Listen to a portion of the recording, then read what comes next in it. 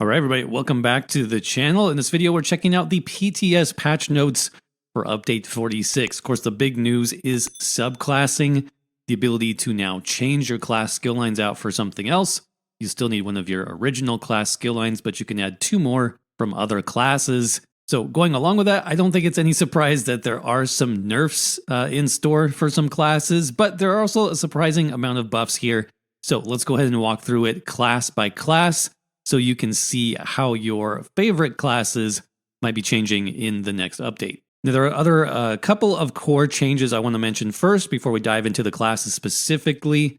One is going to be this combat pet limit.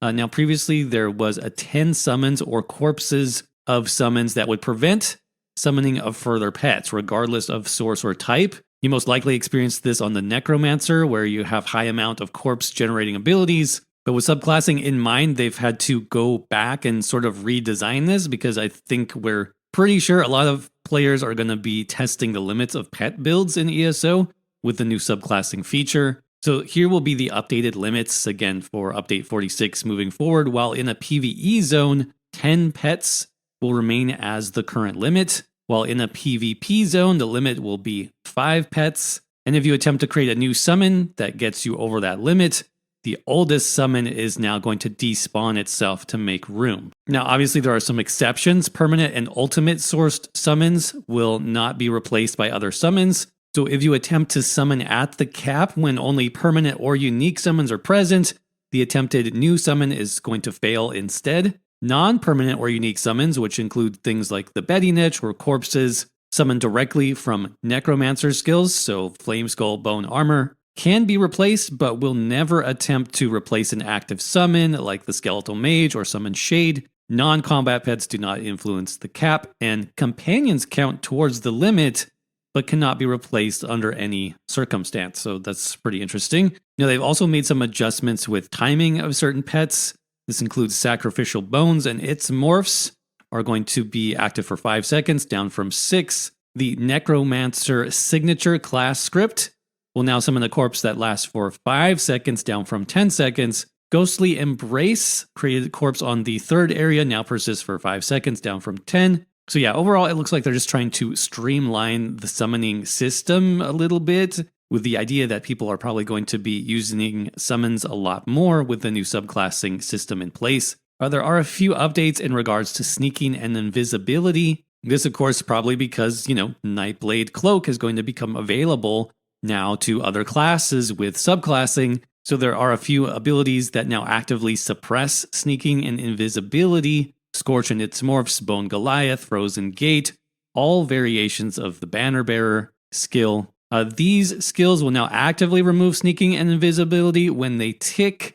So Magma Armor, Radial Sweep, Sleet Storm, Eye of the Storm, Panacea, Cauterize, Spirit Mender. And the following abilities will now properly remove sneaking or invisibility when they successfully hit a target: Lightning Form, Solar Barrage, Arctic Blast, Blade, Cloak, Tomebearer's Inspiration, Inferno, and Flames of Oblivion. But probably more of like a bug fix, or just getting these skills more in line of how they were intended to be used or to interact with sneaking and invisibility. Related to that is Crouch, and I thought this was interesting as well. When successfully transitioning from detected to hidden after crouching, the effect state called Sneak is now visible on your effect bar, so I guess meaning it kind of shows up as a buff, and you can hover over it in the character sheet to read what the effect does. So be on the lookout for that if you like the sneaky playstyle. But now I can jump into those class ability changes. Like I said, there is a pretty mixed bag here. I think we definitely were suspecting some nerfs, but there's a fair amount of buffs as well, starting with the Dragonknight Ardent Flame class skill line. Combustion, the Combustion passive saw a slight nerf here. 33% increased damage from burning and poisoned, down from 40%. Also a bit less sustain, but the Warmth passive kind of got a buff. This passive now causes direct damage from Ardent Flame abilities to increase the damage an enemy takes from your damage over time attacks by 6% and reduce their movement speed by 30%. Before, it was just reduced movement speed. In Draconic Power, the Dragon Leap ultimate now grants a very minor grace period of its crowd control immunity. This is to correct some rare cases where some CC abilities could cause the ultimate to lock you in place. So these abilities always have granted CC immunity while leaping, but previously it was removed immediately upon reaching the target. Well, now it will persist for about 100 milliseconds, so very shortly afterwards, to ensure the ability properly completes. The Burning Heart passive now increases your healing received while a Draconic ability is active by 9%, down from 12. Scaled Armor did see an increase, though, increasing physical and spell resistance almost 3,000, up from 1,650. And the Elder Dragon passive now increases your health recovery by 323 per ability slotted, up from 258. Moving on to Earthen Heart and Stone Fist, the morph's stacks will now properly be removed when using this ability. Magma Armor saw quite the nerf here, where this ultimate in Magma Shell will now also disable ultimate generation, just like the other morph, while they are active. You can also no longer remove these effects by clicking on them in the character sheet. And unfortunately, Battle Roar did see a nerf as well. This passive now restores up to 37 health, magicka, and stamina per ultimate spent, down from 50. Moving on to the Templar class next, which got some pretty interesting changes, I would say. Starting with their core combat skill, Puncturing Strike. This ability and its morphs now deals damage to the 6 closest enemies, rather than having no target, or essentially no target cap, so 6 enemies only for this ability. But they've also changed kind of the damage scaling here, so these abilities no longer deal normal damage to the closest enemy and then deal less damage to other enemies hit. They now deal full damage to all targets hit, of course up to the new cap of 6, and each enemy is snared rather than only the first. So quite an interesting rework there. Let's go ahead and read the developer comment. With subclassing now in place, we're placing a target cap on this ability in efforts to prevent it from becoming too dominant. AKA, they don't want everybody to use sweep. So to make sure the skill is still viable, we're removing the reduced damage against the other enemies hit nearby. So it still stands out as unique and powerful. That serves a purpose, focusing on immense cleave damage. Okay, so that doesn't sound too bad. I am definitely okay with that. But when we get to Puncturing Sweeps, which is the magicka morph, they also reduce the healing done to 25%, down from 33%. Now, the math here is interesting. They say that this will result in less healing against one enemy. So if you're like soloing a boss, for example, while being almost the same amount of healing against 2 and then increasing greatly at 3+ enemies. They did mention that the heal from this morph was always capped at 6 enemies, so that part remains unchanged. So you will see some power decrease if you're purely solo 1v1, but with 2 or more enemies, it should be about the same, if not better. In terms of biting jabs, the stamina morph, this now has an increased chance per hit, 10% per enemy to apply Sundered, so that is nice. Now we saw a change with the Burning Light passive as well. This now scales off of 50% of your weapon and spell damage rather than 42%. And it also increases the status effect chance per hit to 10%, up from 3%. This one was interesting. Spear Wall, this passive now grants minor berserk and protection for 6 seconds, rather than only minor protection. That's pretty interesting.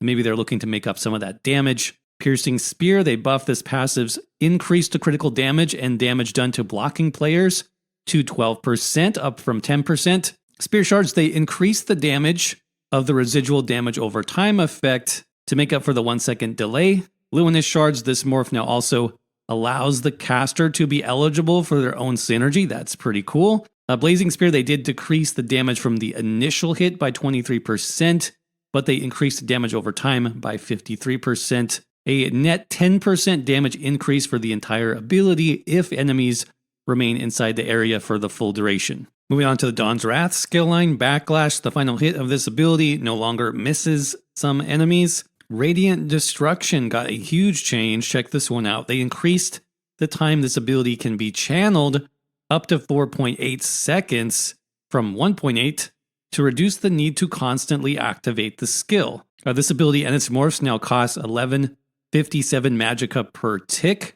rather than having the upfront cost of 2950. They also increased the damage per tick of this ability and its morphs by 12%, adjusted the execute scaling to now start at 30% health and gaining up to 500% bonus damage, rather than starting at 50% health, gaining up to 480. And very interesting for PvP especially, this ability and its morphs are now dodgeable in efforts to help prevent it from being a complete death sentence at low health. Very interesting change, especially the dodgeable aspect of the beam now. Let's go ahead and read the dev comment here. And now that subclassing is here, we're adjusting some numbers and functionality on this execute to give it more defined strengths and weaknesses in hopes that it doesn't eclipse other execute options. So higher commitment time, higher cost per tick should ensure it has slightly more risks when channeling. Base damage is increasing for cleaner math, and execute scaling is being adjusted so it doesn't outright beat other executes. So yeah, this is a pretty big change into how the beam works. I mean, almost a 5-second cast time. Now, of course, you can stop it before then. I'm sure you can block cast it, you can roll dodge out of it, so you're not stuck casting it for 5 seconds, but you can, and that might be the better approach for PvE. We'll just have to see. Other changes for this one, Radiant Glory. This morph now reduces base cost. Okay, so it is still the cheaper morph. They slightly increased the healing done to 20%. And Radiant Oppression, that morph now causes the execute scaling to begin at 39% health. And I guess that's versus 30% here for the base morph. So Radiant Oppression, you can start slightly earlier. I think that's an interesting way to differentiate the morphs there. But yeah, so 2 core skills for the Templar already, your sweep and your beam, getting some significant changes. Let me know what you guys think about these down in the comments section. A couple quick changes for restoring light. Healing Ritual, no longer ignore line of sight. The Mending passive now increases all of your healing done up to 13%, rather than only your restoring light abilities healing done. I think that's a pretty cool change for the Templar. And then Lightweaver, this one is actually really interesting. So this passive now causes you to automatically block all attacks at no cost for 2 seconds when you start any channel or cast time ability. So that's, not just Templar class abilities, but potentially other classes as well, like the Arcanist. You're going to block at no cost for the first 2 seconds. Now that does have a cooldown. Looks like every 15 seconds that can trigger. But it's doing this now instead of the passive armor while channeling the Rite of Passage ultimate. I actually think this is pretty cool.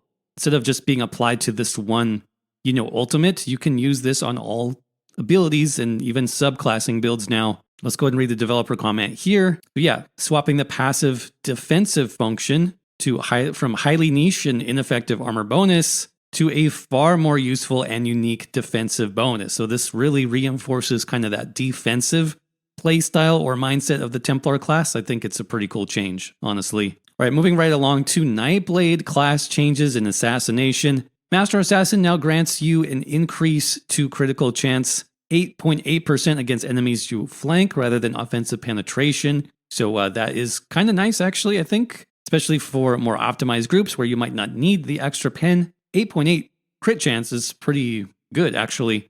Pressure points, they increase the critical chance rating. 2.5% per assassination ability slotted, up from 2%. So obviously that gets better the more assassination skills you have. And then Grim Focus, this is actually a huge change for Nightblade. This ability and its morphs can now stack up to 10 times rather than 5 times. They did decrease the weapon and spell damage per stack by 25%, but you now have double the amount of stacks. So 45 weapon and spell damage per stack on Grim Focus and Merciless Resolve, and then 60 per stack on Relentless Focus. So, if you stack this all the way up to 10, it will be more weapon and spell damage. Also, these abilities no longer permanently glow while slotted, and instead only glow when you have 1 or more stacks of the ability. That's nice. Okay, let's read the developer comment on this one. So we're allowing for over-generating stacks, so missing activation on the final stack doesn't severely reduce the effectiveness of this ability, which adds up over the course of the fight.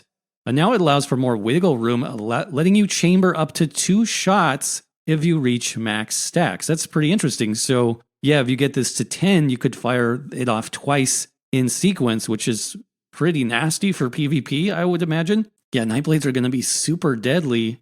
So this should allow for the ability to fit into more playstyles, especially for heavy attack builds that lost a stack of this ability every time they reached a cap. That's a good point too for heavy attack builds, which get 2 stacks per heavy attack. And so you were technically wasting one because you would fire it at 5. Now it kind of fits into heavy attack playstyle a little bit better as well. So pretty interesting. Dark Vigor, they just increased the max health from this passive. Siphoning, they increased the amount of ultimate from this passive. 30 when consuming a potion, up from 20. That's interesting. This one is huge. Magicka Flood. This now increases your max magicka and stamina by 6%, rather than only max magicka by 8%. So now stamina Nightblades can now use this passive. That's really nice. And then a slight nerf here on Soul Siphoner. Okay, yeah, so wow, barely any changes to Shadow skill line. Some good changes. I like Magicka Flood. I like Catalyst. I do actually like what they're doing with the Grim Focus skill here. But again, let me know what you guys think down in the comments. Let's check out Sorcerer. This class has a lot of changes, right? This is going to be a very popular option for subclassing due to your pets, right? So a lot of changes went into place here on the Daedric Summoning skill line to make that work a little bit better. So the general skill line, they're removing the separation of pet versus no pet builds now that subclassing is here. Basically, if you do not wish to interact with pet gameplay, just don't use this skill line. That makes sense? Okay, so Conjured Ward and Morphs. They no longer heal you if you do not have any pets active. So kind of a nerf there for solo builds without pets. If you do have a pet, Regenerative Ward, the other morph, now heals you for 5% of your max health or max magicka if you have that pet active. Yeah, so I think that's the second patch in a row that they've nerfed Hardened Ward and that bonus heal that you got. So yeah, it's pretty much going away. I honestly don't think you really need it on a Sorcerer anyway. You have Critical Surge, plus with subclassing, you'll have other ways you can heal as well. So Daedric Prey, this ability now increases the damage your Sorcerer pets deal to the target by 50%, instead of increasing the damage of all pets by 45%. Okay, so making this Sorcerer pet only buff. With subclassing here, we've had to adjust this ability to prevent it from becoming egregiously overpowered when paired with the maximum use case of pets. Yeah, that would be pretty insane if you had, even more Warden pets, Necromancer pets, and now they're all doing 50% or, the old number, 45% bonus damage. Now this is just applied to your Sorcerer pets. Rebate got a slight buff here in terms of magicka or stamina when your Daedric Summoning ability ends. Daedric Protection now reduces your damage taken by 5% when the Daedric Summoning ability is active, instead of increasing your health and stamina recovery. Instead, the recovery bonuses have been merged into Storm Calling. Okay, so we'll see that further down. And then Expert Summoner, this now increases your max health, magicka, and stamina by 5% if you have a permanent pet, instead of increasing max health by 10% if you have a permanent pet, max magicka by 10 if you do not. Okay, so they're combining all of these and even adding in stamina. So stamina is getting a nice little buff here from this passive. But again, this is only affecting Daedric Summoning pet builds. Bound Armaments looks like similar to Nightblade Grim Focus. It's now going to stack up to 8 times instead of 4. It says activating the ability will still only shoot up to 4 of the bound daggers at a time. Reduce the damage per bound dagger by 10%. So it can stack up to 8, but it can only shoot up to 4 at a time. Okay, so I guess it's the same as the new Nightblade Grim Focus, right? You could fire this twice in a row. With subclassing here, we've had to adjust this ability to prevent it becoming overpowered. What? That looks like they just copy-pasted this comment. Is this just the same comment from Daedric Prey? It looks like it is. So I don't know what they were trying to say here. Yeah, it's a little bit confusing. Moving on, Dark Magic, Crystal Shard, and Crystal Fragments. This ability's passive slot function now persists through bar swap, allowing casts from both bars to potentially trigger the instant cast version. That's pretty cool. So the comment here, we've lagged a bit behind on updating this morph to persist through bar swap out of concerns for making Sorcerer that much more powerful in PvP areas where they are not really hurting. With subclassing here, the idea of classic classes being too overpowered is less of a concern for the new world of truly specialized builds. So it's a little bit of extra love to help the skill line have more value for damage dealers. Okay, sounds good to me. So Persistence now reduces the cost of your next ability after blocking. Slight increase here. Storm Calling and Hurricane, the final damage tick, no longer loses the ramping damage bonus. Mage Fury now lasts for 2 seconds, down from 4, so that is definitely a nerf. We're tuning down the grace period of the infamous Auto Execute ability,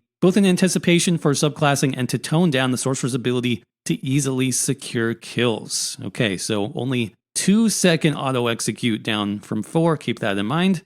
if you're PvPing, especially on the Sorcerer. Capacitor, this passive now increases your health, magicka, and stamina recovery. Okay. This used to be just a magicka recovery, I believe, right? So they moved some of the recovery from Daedric's summoning over to this passive. And then Expert Mage, this passive now increases your weapon and spell damage by 108 per sorcerer ability slotted rather than 2%. Okay, so very interesting sorcerer changes there.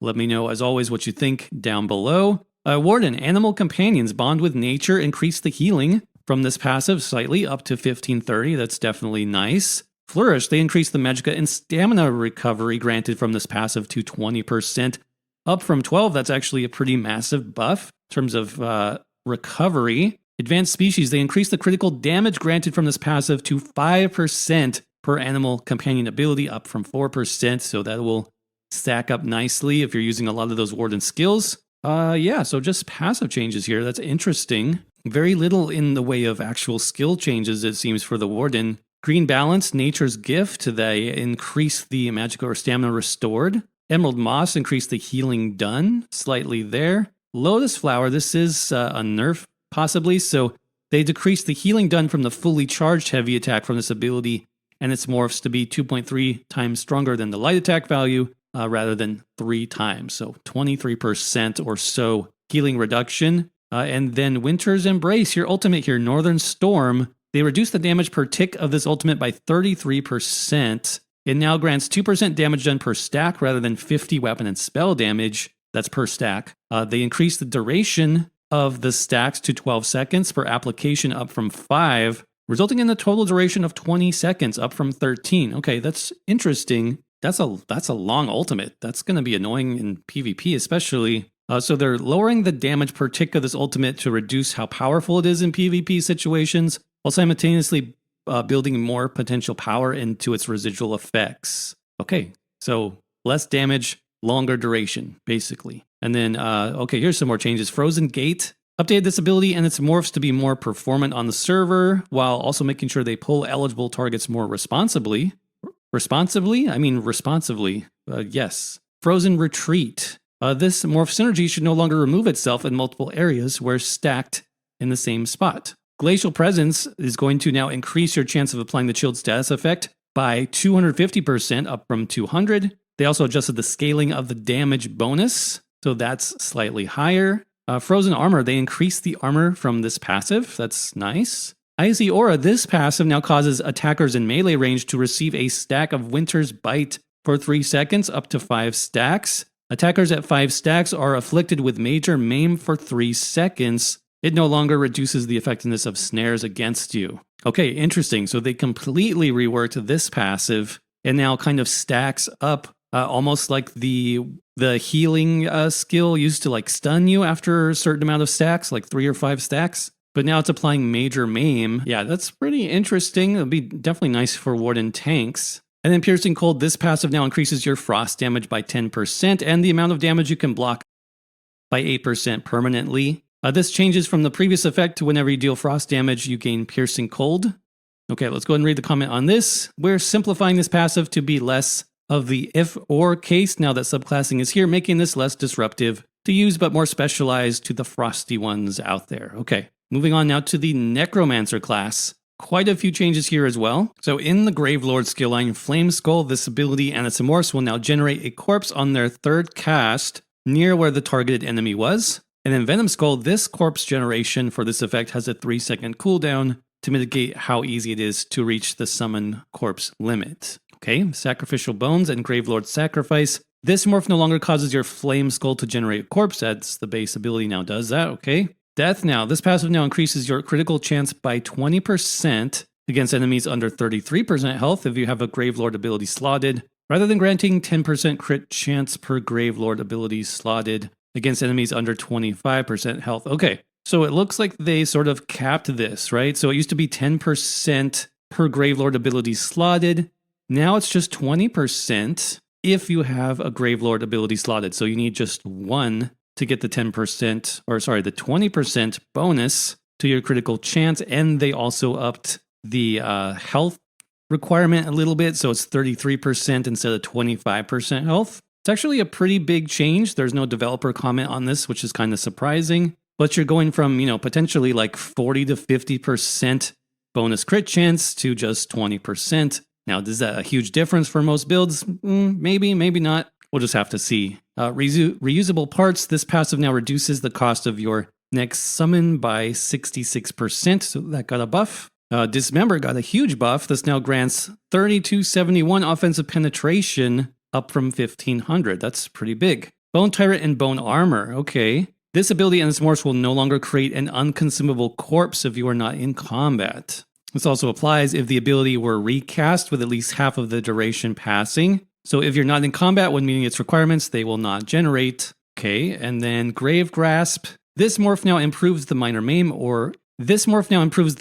maim to major maim against enemies rather than increasing summon creature damage by 1000. So the comment here says they've always struggled to find an impactful place for the buff effect, mainly due to how your summons tend to stick to your far sides, making aiming feel more frustrating than satisfying. Okay. Additionally, with subclassing, this effect would have needed extreme simplification and reduction to prevent it from creating problematic combinations. We're simply moving forward with a morph that further improves the core functionality for tanks, especially as that's the focus of the skill line. Okay, makes sense. Health Avarice, this got a slight buff, increasing your healing taken. Last Gasp now increases 2412 health, up from 1250, so almost doubling the max health from this passive. That's actually really nice. And under the Living Death skill line, Curative Curse now increases your healing done by 12%, up from 8. Near Death now increases your critical chance with healing based on your target's missing health, 12% down from 20%, so a pretty big nerf there. And then Undead Confederate, this now restores. This passive now increases your health, magicka, and stamina recovery by 155 with a necromantic pet active down from 200, so slight nerf there as well. Our last class is going to be the Arcanist. Now, I was definitely expecting some changes here, especially regarding Fate Carver beams, so let's check this out. Fate Carver increased the cost of this ability and its morphs by 40%. They increased the damage of this ability and its morphs by 8%. What? These abilities can now hit a maximum of 6 targets rather than having no target cap. Okay, very interesting. The cost I don't think will be a huge issue. It's pretty low cost to begin with. They did increase the damage, which is interesting, but they probably did that because you now have a target cap of 6. So slightly more powerful if you can sustain it in those situations with 6 targets or less. So pretty interesting. I actually thought they were going to do a little bit more to change this one.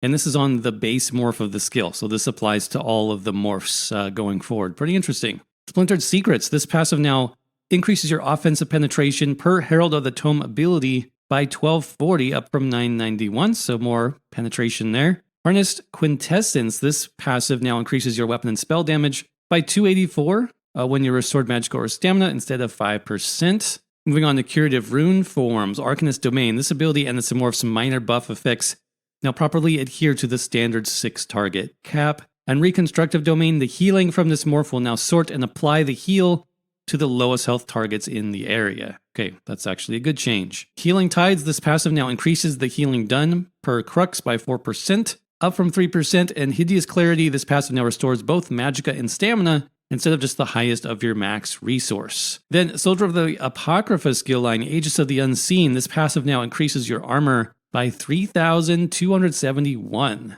That's up from 1980, so a nice little jump there for your passive armor. And then Wellspring of the Abyss, this passive now increases your recovery by 81 for each ability, Soldier of the Apocrypha ability slotted, down from 129, so a slight nerf there as well. And there are a few minor changes to like weapon skills here, Hidden Blades, Shrouded Dagger, the bounce daggers from this ability now come from the target they bounced off of. Blessing of Protection from Restoration Staff, this ability and its morphs no longer cause unnecessary server strain. Additionally, the buff effects granted from these no longer bypass line of sight. In the Soul Magic skill line, Soul Strike and Shatter Soul, the explosion damage from this ultimate is now considered channeled or direct damage in all cases. And from the Assault skill line, Magicka Detonation, the damage and visual effect from this ability and its morphs are now in sync with one another. Now, we did see a couple of scribing changes that I wanted to mention as well. Specifically, Ulfsild's Contingency. This one got the most amount of changes.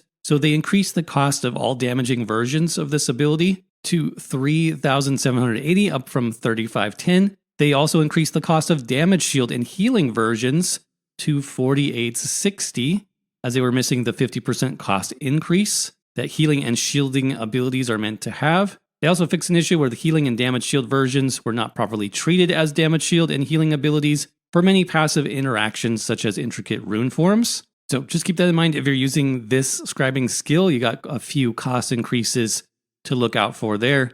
In terms of scripts, for the bleed script, some scribed abilities using this focus now properly interact with sets such as Drozikar or Dragon's Appetite, and for your class mastery Nightblade script, the activation conditions for the script now properly line up with its tooltip to be more clear on which conditions will occur. So yeah, that is it in terms of class and skill changes. Quite a lot of interesting updates here. Things like the Templar changes to sweeps, your beam execute. We saw changes to Fate Carver. We saw a lot of changes to Sorcerer pet skills and passives specifically. More than I was expecting in this patch. And there was definitely a mix of, nerfs and buffs. So let me know what you guys think about these in the comments section below. Which of these do you think makes sense? Which of these are completely off base? And how might this change your builds moving forward? As always, thanks for watching, and I will see you around in the next video.